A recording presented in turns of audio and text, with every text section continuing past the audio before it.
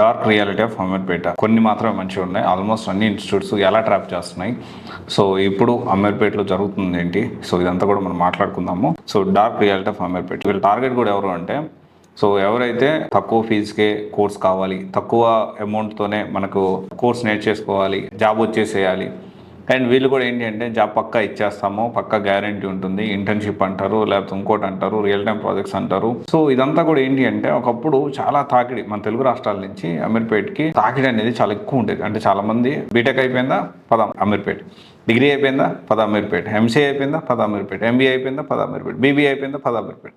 So ఇలా ఏం చేసినా కానీ పోయి అమీర్పేట్ పోయి ఒక 4 రోజులు 2 నెలల కోర్స్ నేర్చుకుంటే జాబ్ వచ్చేస్తుంది అని చెప్పి చాలా మంది వచ్చేవాళ్ళు. కానీ ఇక్కడ ఏమవుతుందంటే మెల్లమెల్లగా ట్రెండ్ మారుతుంది. అసలు ఇక్కడ ట్రాప్ ఎలా చేస్తారు అందరూ కాదు.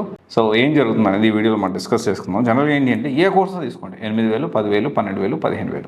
1-2 ప్రీమియం ఇన్స్టిట్యూట్స్ ఉన్నాయి. దే ఆర్ ఛార్జింగ్ 40,000, 50,000, కొంతమంది 80,000 కూడా ఛార్జ్ చేస్తూ ఉన్నారు. ఇంటర్న్షిప్ పేరుతో మోసాలు కూడా చేస్తూ ఉన్నారు. సో ఇక్కడ ఏంటి అంటే ఏ డేటా సైన్స్ కోర్స్ తీసుకోండి, ఆర్టిఫిషియల్ ఇంటెలిజెన్స్ కోర్స్ తీసుకోండి 12,000, 15,000. తర్వాత వచ్చేసి జావా ఫుల్ స్టాక్ తీసుకోండి 5,000, 6,000, లేకపోతే జావా తీసుకుంటే 8,000, 10,000 మోడల్ వైజ్ చెప్తారు. ఫ్రంట్ అండ్ యూఐ యూఎక్స్ లేకపోతే .NET అంటారు, ఇంకోటి అంటారు. తర్వాత వచ్చేసి సైబర్ సెక్యూరిటీ అంటారు. సో ఏ చేసినా కానీ 10,000, 15,000, 12,000, 20,000, 25,000 మ్యాక్సిమం.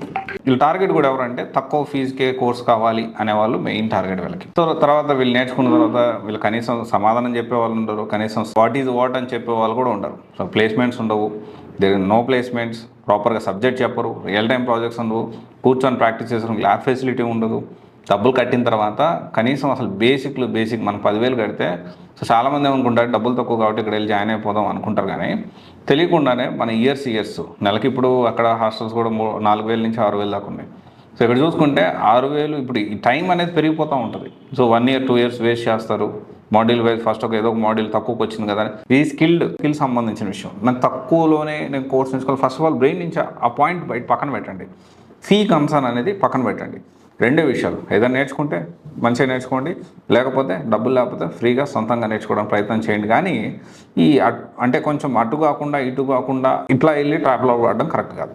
అండ్ తర్వాత వచ్చేసి రియల్ టైం ప్రాజెక్ట్స్ ఉండదు, డౌట్స్ క్లియరెన్స్ ఉండదు, సరైన రియల్ టైం ఫ్యాకల్టీ ఉంటారు, ప్లేస్మెంట్ అసిస్టెంట్స్. మెయిన్గా ఏంటి, మరి ఏ కోర్స్ నేర్చుకున్నా బాగా కోర్స్ నేర్చుకోవాలి, జాబ్ తెచ్చుకోవాలి. ఆ రెండు ఇక్కడ దొరకవు చాలా ఇన్స్టిట్యూట్స్లో. కొన్ని ఇన్స్టిట్యూట్లో దొరకవచ్చు మేబీ. అయితే ఇప్పుడు కొత్తగా ఏమైందంటే తెలుగు రాష్ట్రాల్లో మెల్లగా ఈ తాకిడి అనేది తగ్గి, అంటే ఓవరాల్గా ఇండియా వైడ్ చూసుకున్నా కానీ Ameerpet is famous for software institutes. Orissa నుంచి, నార్త్ నుంచి కూడా చాలామంది వస్తారు.